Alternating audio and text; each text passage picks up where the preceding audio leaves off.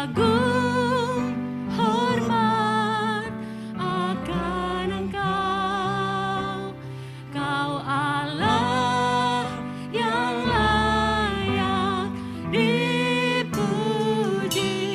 Ku kagum akan Engkau, ku kagum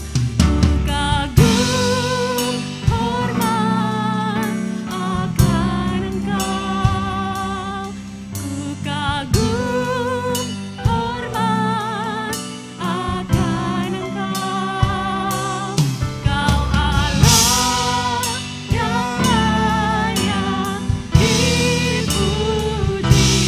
Ku kagum akan Engkau.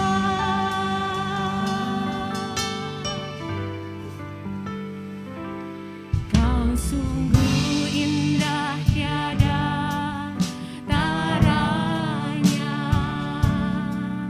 sungguh menakjubkan, amin. Sungguh ajaib untuk dimengerti, lebih dari semua yang ada.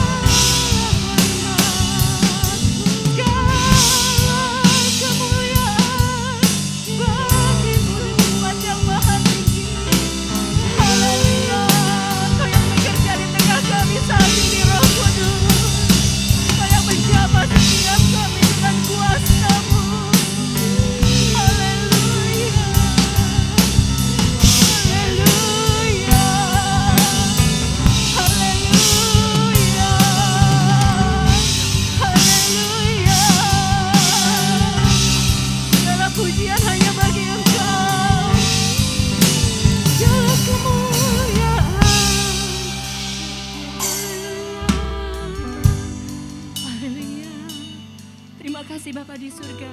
Pada pagi hari ini kami percaya Engkau sudah hadir di tengah-tengah kami. Kami merasakan kasih dan kuasa-Mu Tuhan. Kami merasakan pekerjaan Roh Kudus di tengah-tengah kami.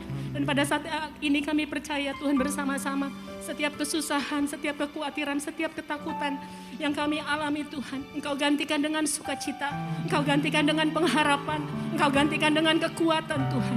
Dan kami boleh pulang dari tempat ini membawa berkat yang berlimpah daripada-Mu Tuhan. Kami mau buka hati kami untuk memuji Engkau. Kami mau menghormati kehadiran-Mu. Kami mau menyenangkan hati-Mu Tuhan. Biar Engkau yang bekerja dan bertahta di atas setiap puji-pujian kami.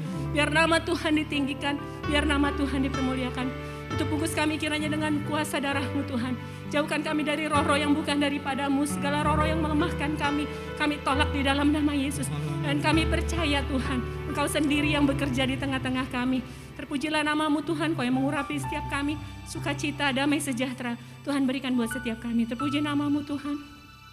Di dalam nama Tuhan Yesus kami berdoa dan mengucap syukur pada-Mu Tuhan. Haleluya. Amin. Haleluya. Kita beri kemuliaan buat Tuhan kita. Haleluya. Haleluya. Kita percaya kalau kita ada saat ini semua karena kemurahan Tuhan, semua karena kebaikan Tuhan. Oleh sebab itu kita mau naikkan puji-pujian kita. Akhir-akhir ini kita mungkin banyak dengar kabar-kabar yang gak enak gitu, kabar-kabar yang membuat kita khawatir, kabar yang membuat kita takut, tapi kita percaya kita mau tetap bangkit di dalam Tuhan. Bagi kita anak-anak Tuhan selalu ada perlindungan, selalu ada pengharapan. Biarlah sukacita kita tidak hilang oleh ketakutan dan kekhawatiran. Sebab itu kita mau selalu mengucap syukur kepada Tuhan. Kita mau naikkan pujian kita, haleluya. Mari kita semua umat pilihan Allah, kita mau bangkit bagi Tuhan, haleluya.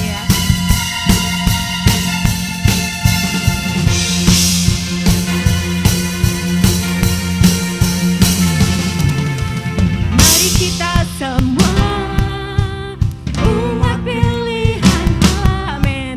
Dengarlah panggilannya untuk menggenapi firman-Nya. Sekaranglah waktunya untuk berdiri bagi bangsa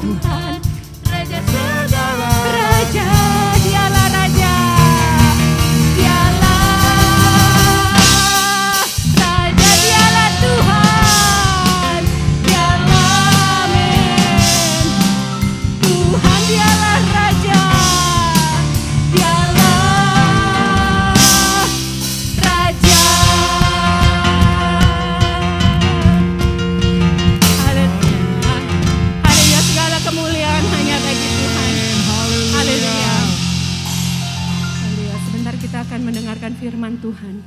Kita mau siapkan hati kita. Kita mau angkat pujian yang mengatakan kasih setiamu yang kurasakan Tuhan. Biarlah sambil menyanyikan lagu ini, mari kita hitung berkat kita. Mari kita rasakan kasih setia Tuhan yang begitu dalam, yang begitu lebar, yang begitu panjang dalam kehidupan kita. Hari lepas hari kasih setia Tuhan selalu dinyatakan dalam hidup kita. Mari kita angkat pujian ini sambil mengucap syukur kepada Tuhan.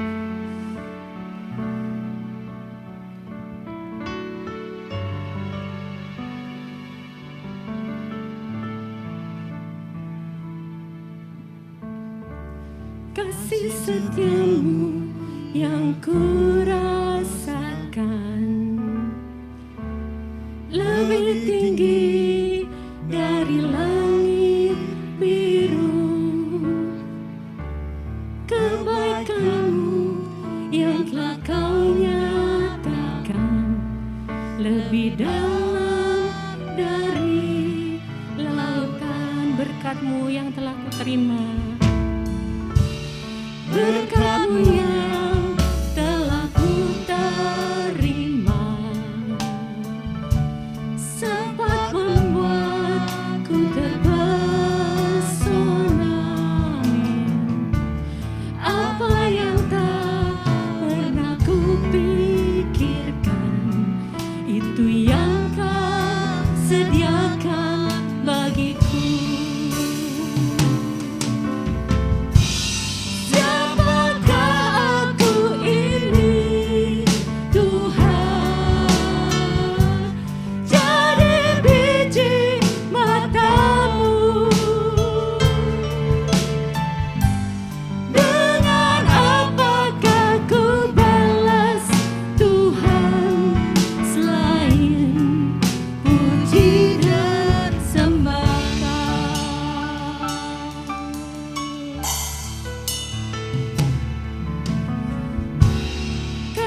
Setiamu yang kurasakan lebih tinggi dari langit biru. Kebaikan-Mu yang telah Kau nyatakan lebih dalam dari lautan. Berkat-Mu yang telah ku terima, berkat-Mu yang telah ku terima, sempat membuatku terpesona. Apa yang tak pernah ku pikir, itu yang Dia sediakan. Sediakan bagiku.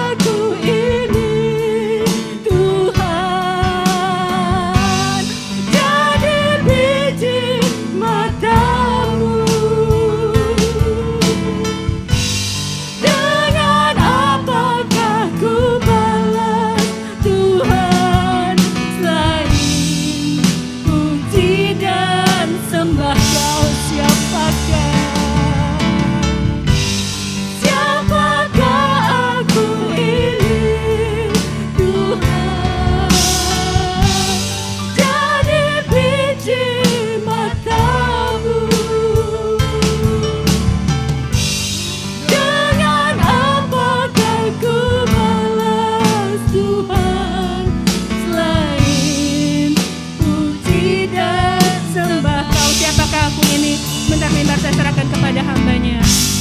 Siapakah aku ini, Tuhan? Dari biji mata-Mu. Dengan apakah kuat Tuhan lain puji dan siapakah aku ini, Tuhan? Kasih-Mu senantiasa melimpah di dalam hidup kami. Oh, kami sadar kami adalah orang-orang yang tidak berlayak kepada-Mu, Bapa, tetapi Engkau melayakkan kami. kasih buat kasih-Mu. Puji dan sembah Kau, selain puji dan sembah Kau. Puji dan sembah, selain puji dan sembah Kau. Puji dan sembah Kau.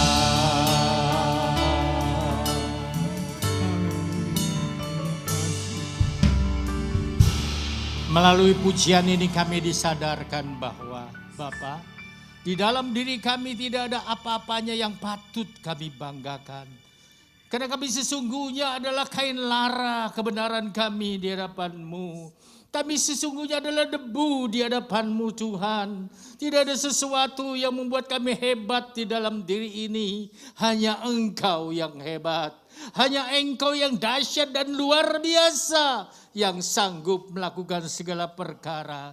Pagi hari ini Tuhan, kami tahu Engkau sudah ada di tengah-tengah kami. Kami percaya kuasa-Mu Engkau curahkan buat kami, supaya kami tetap kuat di dalam Engkau, menghadapi segala sesuatu yang terjadi di dalam dunia ini. Engkau mau supaya kami menjadi anak-anak-Mu yang berkemenangan di dalam Engkau. Sebab itu pagi hari ini Engkau melengkapi kami dengan kebenaran firman-Mu. Urapan-Mu tercurah buat kami semua. Baik kepada hamba yang membawakannya maupun kepada anak-anak-Mu yang mendengarkannya. Sehingga kami Tuhan sama-sama diberkati, sama-sama dikuatkan, sama-sama dibuat umat-Mu yang berkemenangan di dalam Engkau.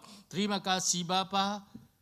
Mari Tuhan, kami mau berikan hati dan pikiran kami kepadamu. Bersabdalah karena kami sudah siap mendengar. Dalam nama Yesus kami sudah berdoa. Yang percaya katakan amin. Silakan duduk Bapak Ibu Saudara. Shalom. Puji Tuhan.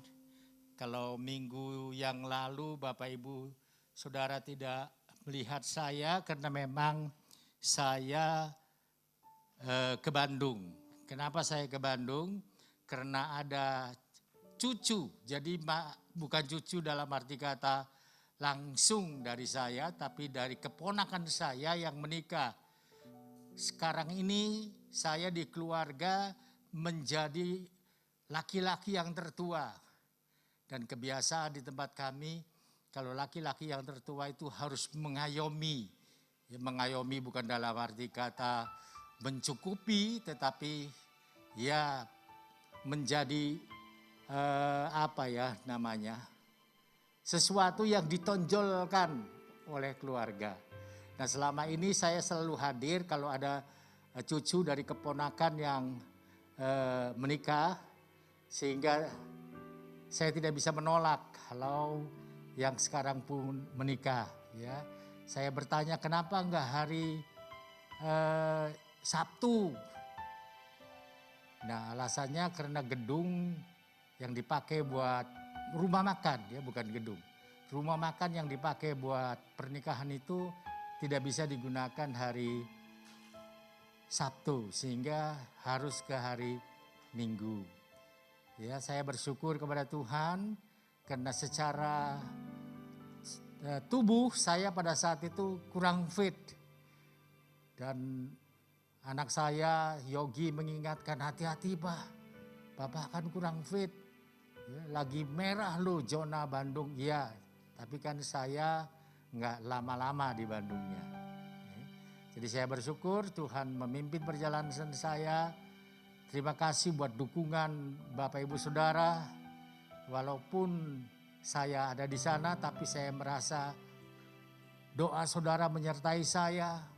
Dukungan saudara di dalam doa kepada saya begitu kuat sehingga saya merasa aman di dalam Dia. Puji Tuhan. Pagi hari ini kita kembali lagi bersama-sama beribadah. Ini sesuatu yang luar biasa tentunya yang Tuhan berikan kesempatan kepada saudara dan saya. Karena tidak banyak orang yang punya kesempatan seperti kita pada pagi hari ini. Tapi kita wajib bersyukur kepadanya. Kalau kita kembali kepada nyanyian tadi, siapakah aku ini? Dan itu betul. Ya, siapa sih saya ini? Kok begitu istimewa seolah-olah di hadapan Tuhan? Memang Tuhan mengistimewakan kita. Kenapa? Karena Tuhan mengasihi kita semua. Ya, itu perlu disadari di dalam hidup ini. Sebab itu saudara tidak akan pernah ditinggalkan, tidak akan pernah dibiarkan, tidak akan pernah dia tidak peduli kepada kita. Dia senantiasa peduli kepada kita. Puji Tuhan. Nah, pagi hari ini kita mau mendengar firman dengan judul Kelemahan Simson. Saudara yang kekasih dalam Tuhan, melihat kepada judulnya kadang-kadang orang bingung. Bingungnya kenapa? Kalau kita belajar sesuatu adalah sesuatu yang bagus tentunya dari seseorang. Nah, ini kenapa kita belajar kelemahannya Simson? Kenapa? Saudara yang kasih dalam Tuhan, kita belajar kelemahannya Simson bukan supaya kita jadi lemah seperti Simson. Tidak. Kita belajar kelemahan Simson supaya kita tahu siasat strategi dari kuasa kegelapan, siasat atau rencana dari iblis untuk membuat kita mudah dikuasai oleh iblis. Saudara yang dalam Tuhan, kenapa Simson punya kelemahan? Nah, ini yang mau kita pelajari pada pagi hari ini. Kenapa? Ini berkaitan dengan ayat di dalam Injil Matius 26 ayat yang ke-41. Kita lihat bersama-sama di dalam tayangan yang ada di atas ini. Ya, dan kita baca bersama-sama dengan suara yang keras karena ini ayat yang penting di dalam kehidupan kita sebagai orang yang percaya kepada Yesus. 2, 3. Berjaga-jagalah dan supaya kamu jangan, roh memang penurut tetapi daging lemah. Saudara, firman Tuhan dengan jelas berkata berjaga-jagalah dan berdoalah. Dua hal yang penting yang tidak boleh kita tinggalkan di dalam kehidupan kita sebagai pengikut Kristus. Tuhan mau supaya saudara dan saya berjaga-jaga. Kenapa?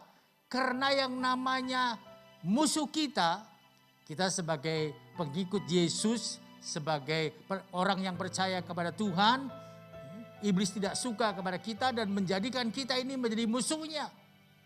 Saudara, sebagai musuh iblis mau menghancurkan kita. Sebagai musuh iblis mau menguasai kita. Firman Tuhan mengingatkan kepada kita pagi hari ini. Berjaga-jagalah dan berdoalah. Saudara yang kekasih, tidak hanya satu hal. Tuhan tidak berkata berdoalah saja, tidak. Tuhan mau supaya saudara dan saya berjaga-jaga. Saudara tahu orang yang berjaga-jaga itu artinya apa? Ya, saudara tahu persis. Artinya orang yang tidak boleh tidur, orang yang senantiasa harus waspada, orang yang senantiasa harus melihat sekeliling. Secara roh, iblis itu tidak bisa kita lihat. Secara jasmani, mata jasmani, iblis itu tidak bisa kita lihat. Kita tidak bisa melakukan berjaga-jaga dalam arti seperti musuh yang bisa kita lihat. Tidak bisa. Sama seperti virus corona saat ini. Kita tidak bisa lihat. Kenapa kita pakai masker? Kenapa kita cuci tangan? Kenapa kita jaga jarak? Dalam rangka berjaga-jaga. Kira-kira begitu ya. Saudara, sehingga waktu kita berjaga-jaga secara rohani itu artinya apa? Kita terus jaga hubungan kita dengan Tuhan.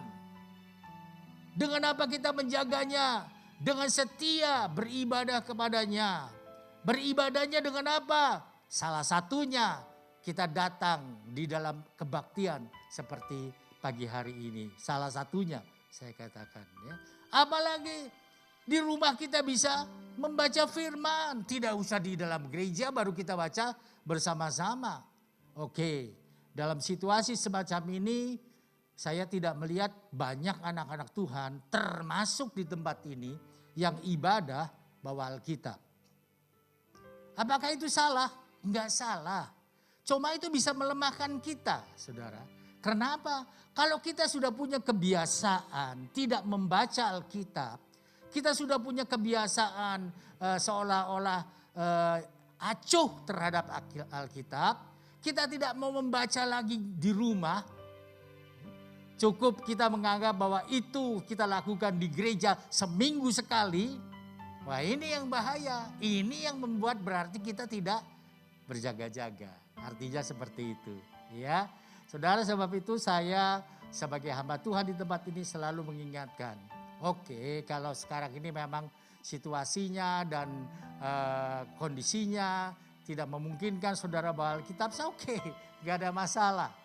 Ya, gak ada masalah, tapi jangan lupa di rumah pun saudara baca Alkitab. Didalami. Ya. Dalam rangka apa? Berjaga-jaga. Berdoa, ya, karena dua hal ini yang harus kita lakukan. Saudara bisa berdoa di gereja, oke. Tetapi jangan seminggu sekali. Hari Minggu sama hari Rabu kalau sekarang kita buat jam doa itu. Di rumah pun saudara berdoa. Setiap saat saudara berdoa, setiap waktu saudara berdoa. Ini penting, ya. Saudara yang dalam Tuhan, saya berdoa itu tidak perlu demonstratif. Ya, artinya begini, di rumah kita berlutut, kemudian kita berdoa dengan suara yang keras supaya seisi rumah tahu bahwa kita berdoa. Tidak perlu seperti itu. Saudara bisa lakukan dengan saudara duduk. Saudara bisa lakukan ketika saudara melakukan apa saja. Karena doa yang kita lakukan itu tidak memerlukan persyaratan tertentu.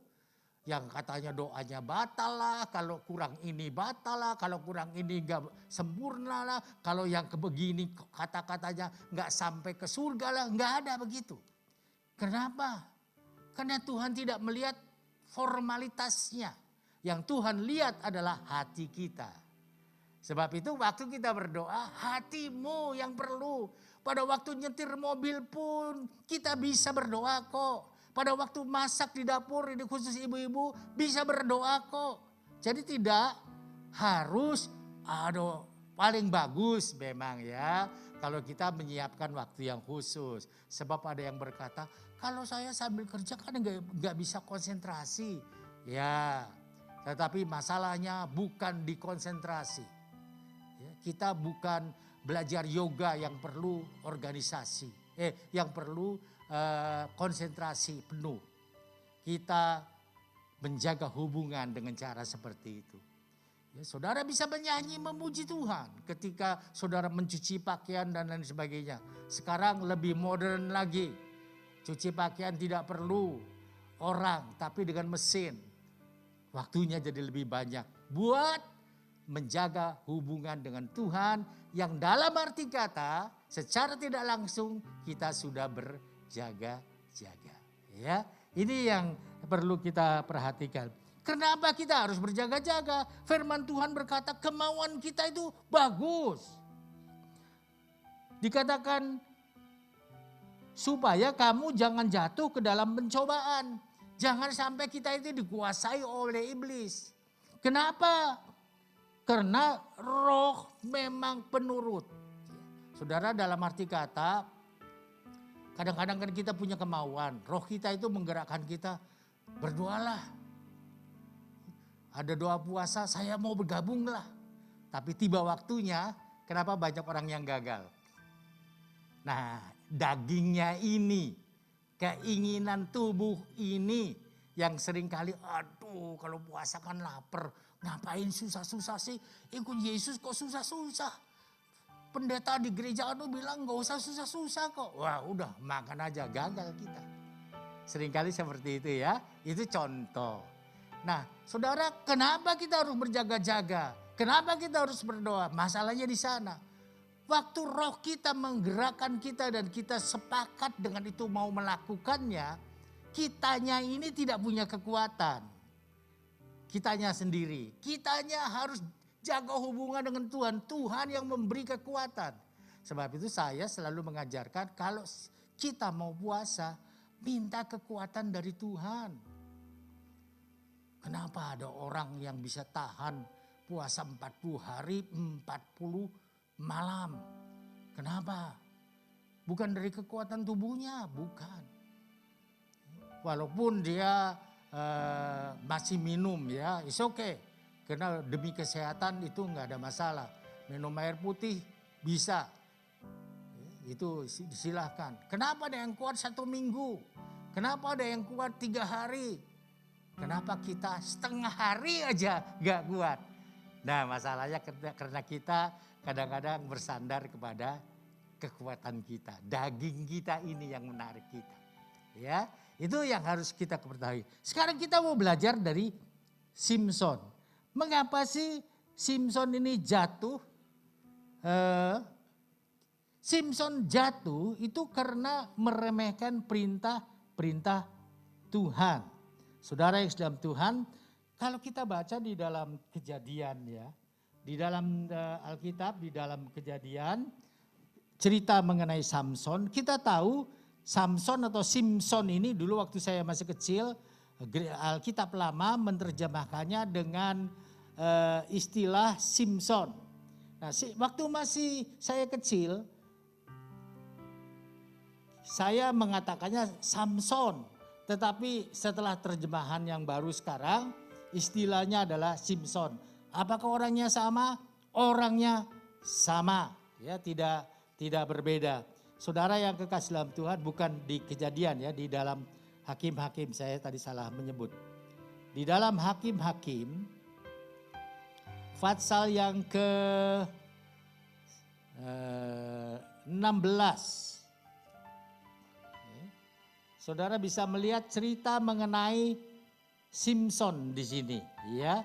Mulai dari 13 itu bercerita tentang lahirnya Simson, terus sampai dengan ayat yang ke-16 itu bercerita mengenai kegagalan Simson.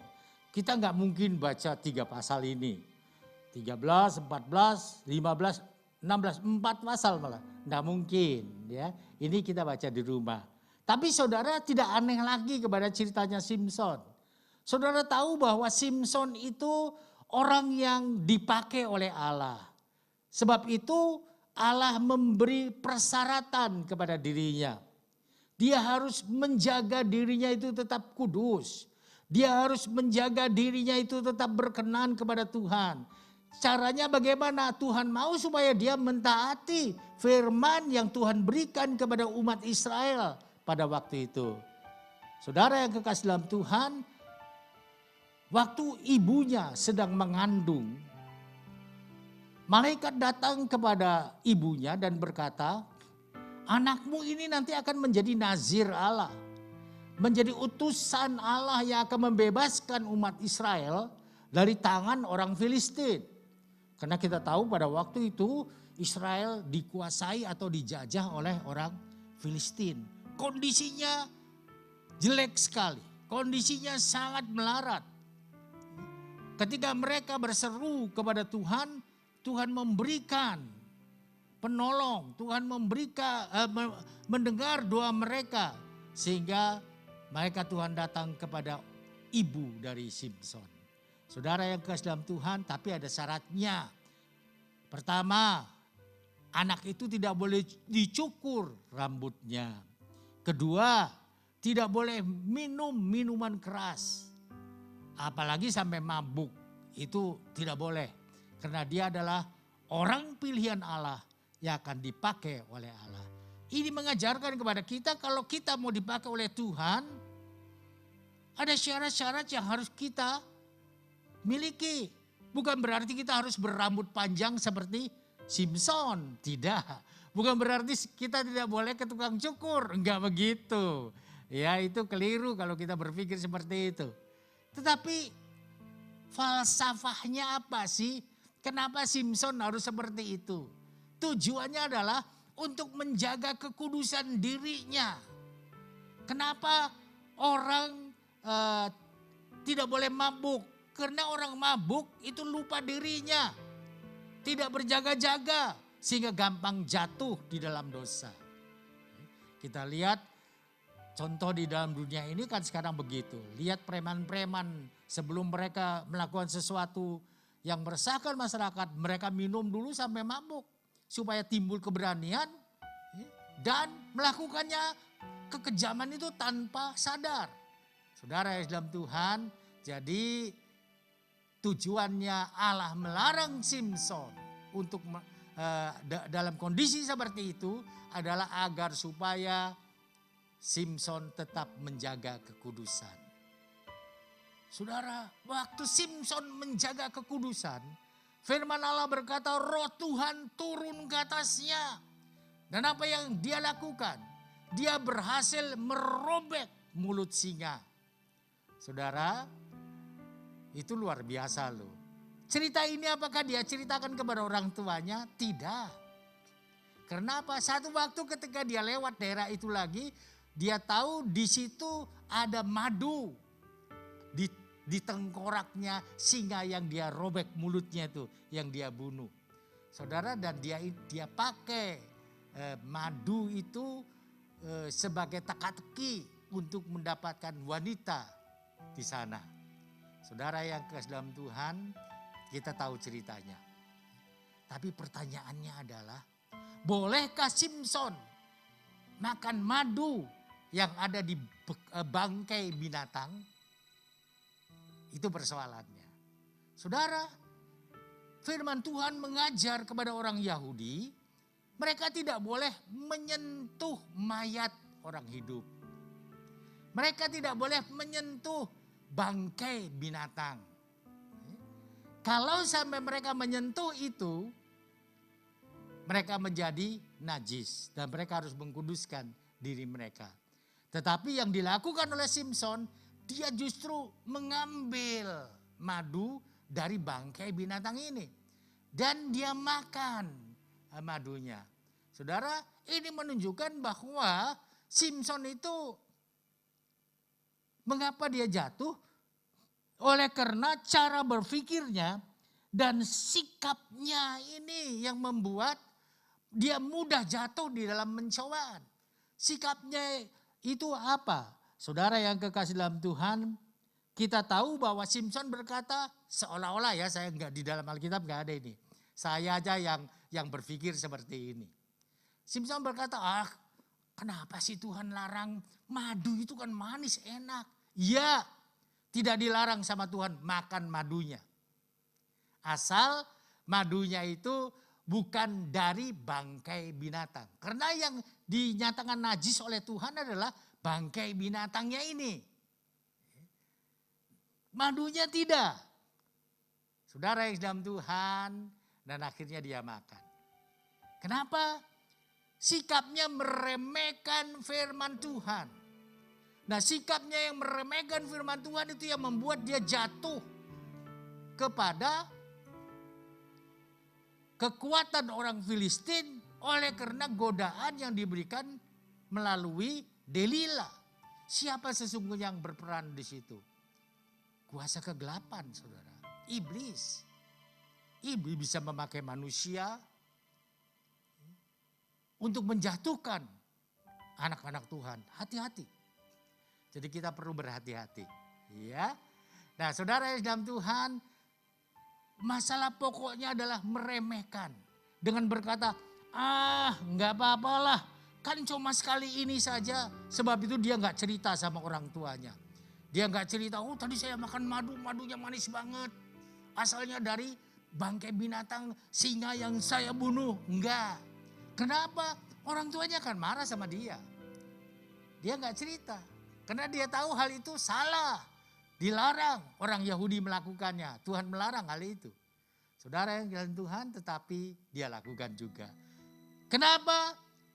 Meremehkan firman. Saudara yang dalam Tuhan. Kemudian seringkali juga kita mendengar orang berkata, gampanglah. Gak apa-apa kok. Nanti juga Tuhan ampuni. Nah, ini juga masalah, saudara. Betul, Tuhan itu pengampun ya. Tapi tolong diingat, jangan mempermainkan anugerah Tuhan. Jangan mentang-mentang Tuhan ngampuni, kita terus berdosa semau-maunya. Minggu depan datang ke gereja, ampuni saya Tuhan. Tuhan ampuni, keluar gereja berdosa lagi. Itu kacau kalau gitu. Itu mempermainkan anugerah Tuhan. Samson mempermainkan anugerah Tuhan. Simpson ini mempermainkan anugerah Tuhan. Harusnya dia tidak bersikap seperti itu. Cara berpikirnya tidak seperti itu. Gak apa-apa lah, orang lain juga gitu kok. Gak apa-apa, aku juga melakukannya gak apa-apa lah. Tidak apa-apa saat itu. Saudara tahu pada waktu Adam dan Hawa jatuh di dalam dosa. Tuhan berkata bahwa dia akan mati. Tapi waktu mereka makan, mereka tidak langsung mati. Tetapi sesungguhnya mereka sudah mati di hadapan Tuhan. Kalau mereka tidak berdosa, mereka akan punya tubuh kemuliaan. Dalam arti kata yang tidak pernah mengenal arti mati. Kita bisa mengerti arti mati oleh karena manusia sudah bisa jatuh di dalam dosa. Sejak ada dosa di dalam dunia ini, segala sesuatu ada batasnya, termasuk hidup manusia. Saudara yang kekasih dalam Tuhan, sebab itu jangan pernah remehkan firman. Nah mungkin saudara bertanya, meremehkan firman itu yang seperti apa sih? Saudara yang kekasih dalam Tuhan, meremehkan firman itu menganggap sepele firman. Menganggap enteng firman. Tidak memperhatikan firman. Akibatnya apa? Boro-boro melakukannya. Memperhatikan aja tidak. Kira-kira begitu. Ya. Nah saudara, apa yang kita pelajari dari Samson mengenai hal ini? Membuat kita harus mengerti akan 3 hal di dalam hidup ini ya. Tidak banyak-banyak, 3 hal saja. Yang pertama adalah bahwa namanya dosa itu harus dijauhi. Namanya dosa itu bukan didekati, tidak. Yang namanya dosa itu harus dijauhi. Saudara yang kekasih dalam Tuhan, kita melihat bahwa ternyata itu tidak dilakukan oleh Simpson. Simpson tahu Delila itu dengan permintaannya itu mau menjatuhkan dia. Supaya dia ditangkap orang Filistin. Tapi Simpson berpikir, aku kuat kok. 1 kali dia tipu yang namanya Delila. Ambil aja tali yang belum pernah dipakai. Maka kalau aku diikat dengan tali yang masih baru, aku akan gampang ditangkap. Ketika itu Simpson tidur di rumah Delila. Akhirnya Delila mengikat dia dengan tali yang masih baru. Dan dipanggil orang Filistin untuk datang. Saudara, ketika orang Filistin datang, ternyata tali itu dengan mudah diputuskan sama Samson. Das, enak aja. Kenapa? Karena memang bukan itu yang menyebabkan Samson lemah. Samson lemah ketika dia melanggar firman. Tolong diingat, kita menjadi lemah karena kita melanggar firman. Bukan karena itu. Saudara yang di dalam Tuhan, apa firman Tuhan? Supaya dia tidak menceritakan bahwa dirinya itu tidak boleh kena pisau cukur kepalanya itu. Rambutnya tidak boleh menjadi pendek. Harusnya dia taati firman Tuhan. Tetapi dia menganggap sepele. Saudara, waktu pertama kali, 2 kali, 3 kali harusnya Simpson sadar. Ini Delila ini bukan istri yang baik. Delila ini sengaja menjebak aku supaya aku ditangkap sama orang Filistin. Aku harusnya lari dari dia sama seperti Yusuf. Saudara tahu Yusuf ketika di rumah Potifar punya kesempatan yang banyak untuk melakukan yang jahat, katakanlah begitu. Kenapa? Potifar sangat percaya kepada Yusuf, termasuk menjaga istrinya. Tapi istrinya Potifar menggoda Yusuf. Satu waktu istrinya suruh semua orang cuti di rumahnya itu. Dengan tujuan supaya rumah itu sepi. Setelah semua orang cuti, maka istrinya menggoda, mengajak Yusuf untuk melakukan hubungan mesum. Apakah Yusuf berkata, oh ini kesempatan ini? Tidak, saudara.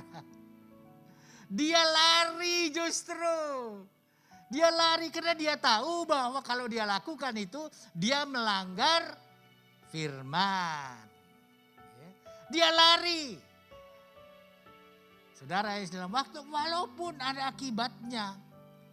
Dia mentaati firman untuk tidak berhubungan mesum dengan istri Potifar, ada akibatnya. Istri Potifar cari cara untuk membalas dendam karena dia mungkin malu. Ya, Yusuf berbuat seperti itu, melaporkan, justru kebalikannya. Seolah-olah Yusuf mau memperkosa dirinya dengan mengambil jubahnya Yusuf. Ini buktinya. Aku pegang terus jubah Yusuf sebagai bukti. Yusuf masuk penjara. Karena kesalahan? Tidak. Karena kebenaran. Gak masalah, saudara.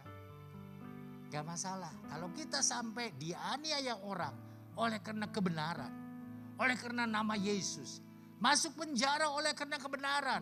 Oleh karena nama Yesus. Gak masalah. Nanti Tuhan melalui peristiwa itu bisa mengangkat kita. Buktinya Yusuf. Tuhan tidak lupakan dia ketika dia di penjara. Tuhan tidak tinggalkan dia, Tuhan tidak biarkan dia. Tetapi Tuhan nyatakan kuasanya. Dia tetap punya urapan. Dia tetap punya kuasa untuk melakukan hal-hal di luar apa yang bisa dilakukan oleh manusia lainnya. Saudara yang ke dalam Tuhan, dan akhirnya kita tahu Yusuf diangkat menjadi orang kedua setelah Firaun di Mesir. Ini kan melalui penjara lebih dulu ya. Saudara yang dalam Tuhan, jadi jangan takut. Dalam rangka melakukan kebenaran, apapun yang terjadi, udah lakukan saja. Jangan berpikir seperti Simpson itu tadi. Saudara, itu yang pertama. Tapi coba kita lihat ayatnya lebih dulu ya. Karena memang kadang-kadang hal seperti ini perlu kita dalami melalui ayat. Di dalam Mazmur 37 ayat yang ke-27 itu berkata demikian. Jauhilah yang jahat dan lakukanlah yang baik. Maka engkau akan tinggal untuk selama-lamanya. Ya, kita tidak akan jatuh. Kita tidak akan mengalami kesulitan di masa depan. Kalau kita menjauhi yang jahat dan melakukan yang baik. Firman Tuhan berkata, maka engkau itu siapa? Engkau itu adalah saudara. Engkau itu siapa? Engkau itu adalah saya. Engkau itu adalah siapa? Engkau itu adalah kita semua. Saudara yang dalam Tuhan. Kemudian kalau kita lihat di dalam Roma 12 ayat 9b. Itu berkata begini. Bagian B-nya aja kita baca ya. Hendaklah kasih itu jangan pura-pura. Jauhilah yang jahat, lakukanlah yang baik. Nah, jelas firman Tuhan berkata, jauhilah yang jahat, lakukanlah yang baik. Saudara yang kekasih dalam Tuhan, juga kalau kita lihat ayat yang terakhir, di dalam terakhir dari bagian 1 ini ya. 1 Petrus 3 ayat 11a dan 12. Ayat 11a berkata, ia harus menjauhi yang jahat dan melakukan yang baik. Saudara dan saya harus menjauhi yang jahat dan melakukan yang baik. Ayat 12-nya, sebab mata Tuhan tertuju kepada orang-orang benar dan telinganya kepada permohonan orang-orang yang minta tolong, tetapi wajah Tuhan menentang orang-orang yang jahat. Kenapa doa kita seringkali tidak didengar Tuhan? Masalahnya di sini. Seringkali di depan mata Tuhan kita tidak didapati hidup di dalam kebenaran. Saudara yang dalam Tuhan, kalau kita mempunyai hubungan yang dekat dengan Tuhan, kalau kita senantiasa menjaga hubungan dengan Tuhan, kita akan terus menjadi pelaku-pelaku firman yang benar di hadapannya.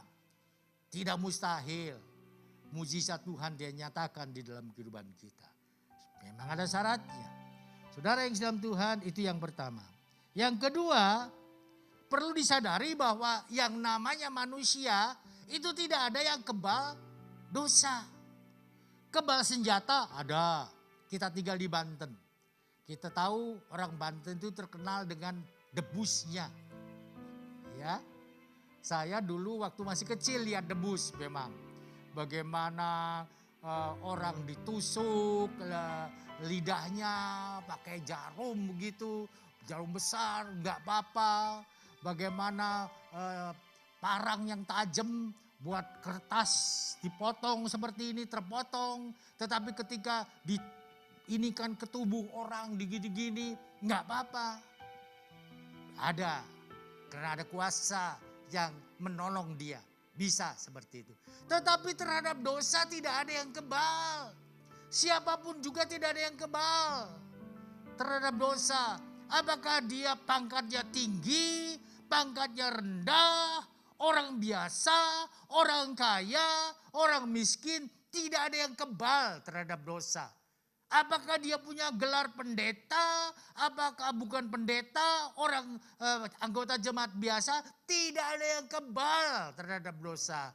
Pelayan-pelayan Tuhan tidak ada yang kebal terhadap dosa. Saudara yang dalam Tuhan, itulah sebabnya Tuhan mau supaya kita menjauhi dosa itu, bukan didekati. Saudara yang kekasih dalam Tuhan, itu yang perlu kita sadari di dalam hidup ini. Kenapa? Karena manusia itu punya titik lemah. Pada waktu Simpson kuat, dia bisa menceritakan rahasianya kepada Delilah itu dengan bohong. Kalau aku dibeginikan, kalau aku seperti ini, kalau aku seperti ini, aku akan jadi lemah. Pada waktu dia sedang kuat untuk mempertahankan rahasianya tadi. Tetapi apakah dia bisa terus kuat? Tidak.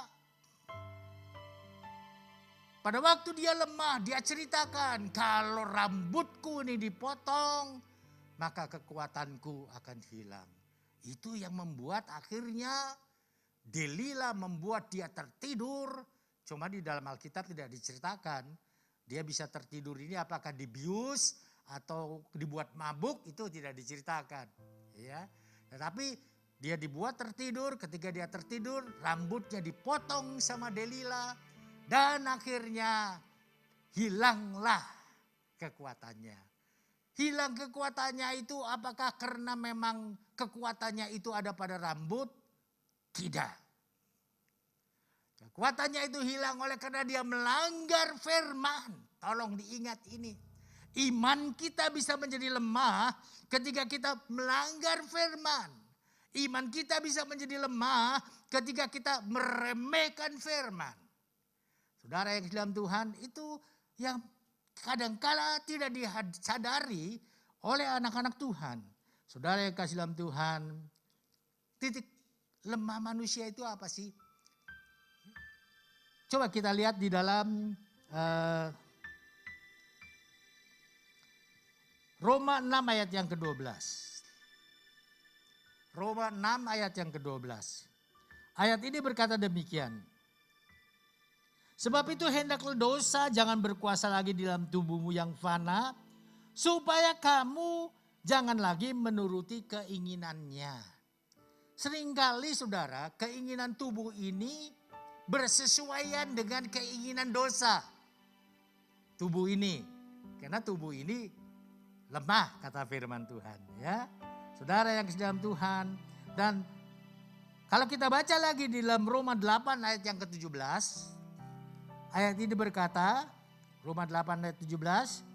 Sebab keinginan daging adalah perseteruan terhadap Allah. Karena ia tidak takluk kepada hukum Allah. Hal inilah tidak mungkin baginya. Jadi Yang membuat kita lemah, titik lemah kita itu di mana? Keinginan kita yang tidak terkendali. Keinginan kita yang melupakan firman. Keinginan kita yang meremehkan firman. Kenapa Simson makan madu dari bangkai binatang? Keinginannya. Akhirnya dia membenarkan dirinya. Gak apa-apa, ya aku makankan madu. Dia lupa firman Tuhan yang mengatakan tidak boleh menyentuh bangkai binatang. Saudara yang kasih dalam Tuhan, ini yang harus kita sadari di dalam hidup kita. Seringkali keinginan yang tidak terkendalikan ini, keinginan yang meremehkan firman Tuhan ini membuat kita menjadi berdosa. Dan tolong diingat, tidak ada seorang pun yang kebal akan dosa. Yang terakhir, yang ketiga. Saudara yang dalam Tuhan, yang ketiga adalah kekuatan kita terletak pada hubungan dengan Tuhan. Bukan pada formalitas yang kita lakukan, tidak. Bukan pada kebiasaan yang kita lakukan, tidak. Hubungan itu terjadi di mana? Dalam hati, saudara. Ya. Orang bisa aja berdoa, tapi belum tentu dia sungguh-sungguh berdoa. Karena manusia nggak bisa lihat hati seseorang. Orang bisa aja rajin tiap minggu ke gereja, tapi sesungguhnya dia penipu. Banyak nggak yang seperti itu? Banyak. Saudara, orang bisa waktu berdoa seolah-olah Tuhan luar biasa sekali. Ya, angkat tangan kemudian seolah-olah menangis di hadapan Tuhan. Tapi sesungguhnya dia pendosa. Sesungguhnya dia pezina. Ada tidak orang seperti itu? Ada. Karena masalahnya bukan di formalitas, tolong diingat. Masalahnya di hati. Waktu kita berdoa kepada Tuhan, hati kita yang perlu. Tuhan gak lihat tempat kok. Hati kita itu bagaimana? Mengandalkan Tuhan, percaya kepada Tuhan, atau formalitas. Gembalaku bilang harus berdoa, jadi aku berdoa. Gembalaku bilang begini, jadi aku begini. Tidak saudara. Gembala itu hanya memberi motivasi. Gembala itu hanya mendorong saudara untuk mentaati firman. Tapi hatimu dengan Tuhan itu yang penting. Ya, saudara, karena namanya gembala, pendeta itu nggak tahu hati saudara, nggak tahu lah. Kalau tahu kan namanya luar biasa. Nggak tahu. Ya, tetapi Tuhan tahu. Ya, sebab itu firman Tuhan di dalam Samuel berkata, Tuhan melihat hati. Ya, saudara dalam Tuhan. Jadi saya ulangi, yang ketiga adalah bahwa kekuatan iman kita itu terletak pada hubungan dengan Tuhan. Di dalam melakukan perintah Tuhan. Dasarnya apa? Saudara yang dalam Tuhan, sehingga kita mesti ingat apa yang Yesus ajarkan. Yesus mengajarkan apa sih? Yesus mengajarkan bagaimana membangun rumah di atas pasir dan di atas batu. Mana yang lebih kuat? Di atas batu atau di atas pasir? Di atas batu. Kenapa? Waktu banjir dia tidak akan roboh. Kemudian waktu ada gempa dia kuat. Tapi bagaimana kalau di atas pasir? Datang banjir dia roboh. Datang angin keras dia roboh. Datang gempa, dia roboh. Kenapa? Fondasinya gak kuat. Fondasi itu bicara apa sih? Iman. Saudara, iman kita harus kuat di dalam Tuhan. Iman itu timbul dari mana? Firman Tuhan berkata, firman itu timbul dari pendengaran yang kemudian menguasai hati kita. Jadi terlihat dari mana? Hati kita.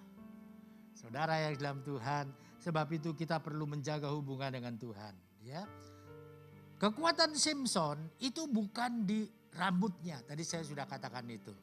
Betul enggak? Ada yang berpikir, karena waktu masih kecil, saya juga dengar guru sekolah minggu berkata, oh Simson kuat. Itu karena rambutnya panjang. Sebab itu ketika rambutnya panjang, dia kemudian bisa merobohkan tiang-tiang pada waktu bangunan pada waktu orang Filistin pesta.